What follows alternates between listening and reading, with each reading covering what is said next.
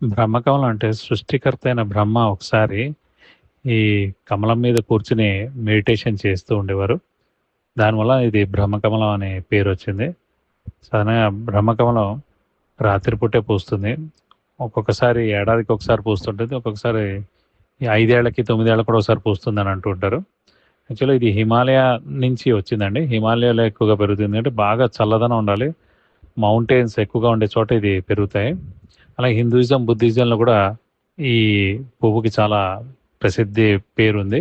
అంటే దీన్ని purity మలానే auspicious అకేషన్స్‌లో కూడా వాడుతూ ఉంటారు ఈ బ్రహ్మకమలాన్ని. అలాగే ఇది మనకి మెడిసిన్‌లో కూడా మెయిన్‌గా ఆయుర్వేదిక్ మెడిసిన్‌లో కూడా బాగా చాలా అనారోగ్యాలను ట్రీట్ చేస్తూ ఉంటుంది. ముఖ్యంగా కోల్డ్, కాఫ్ ఇలాంటివన్నీ కూడా ట్రీట్ చేస్తూ ఉంటుందనమాట.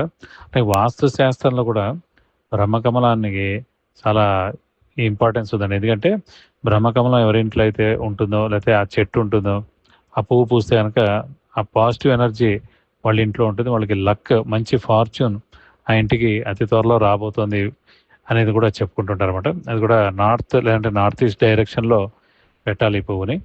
సో, దీనికి ఎక్కువగా చల్లదనం కావాలండి. ఎక్కువ లైట్ ఉండకూడదు, ఎండ ఉండకూడదు ఎక్కువగా. చల్లదనం ఉన్న చోట ఇది బాగా పెరుగుతుంది. ఇప్పుడు బ్రహ్మకమలం పూస్తే గనక వాళ్ళ ఇంట్లో లక్ అతి త్వరలో రాబోతదని మనం ఈ